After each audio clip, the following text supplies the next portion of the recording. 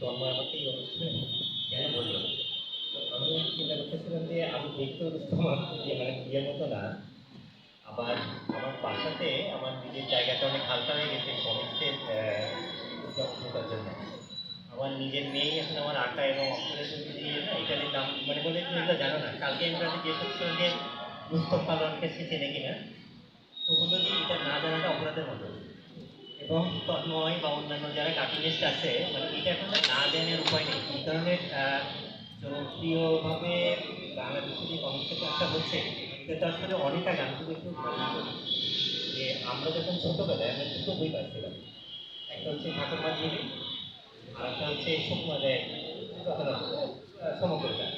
তো তখনও ওটাতে ইলাস্ট্রেশন ছিল, ওটাতে ওই কি বলে ওনার আঁকাও ছিল এবং ওটাই আমাদের কাছে কমিক্সের মতো ছিল।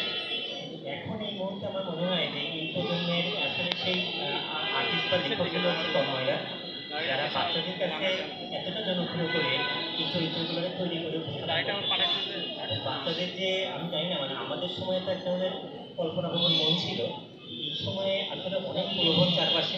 তার মধ্যে তন্ময়রা যে কাজটা করতেছে বাচ্চার কাছে ওই চরিত্রগুলো উপস্থাপন করে তাকে প্রেজেন্ট করা, এটা আসলে আপনার আমিও কমিক্সটা খুব পছন্দ করি তন্ময় এবং আমি নিজেও আরেকবার এবং পড়ার চেষ্টা করি, কারণ এটা না থাকলে আসলে পিছিয়ে পড়া হবে না।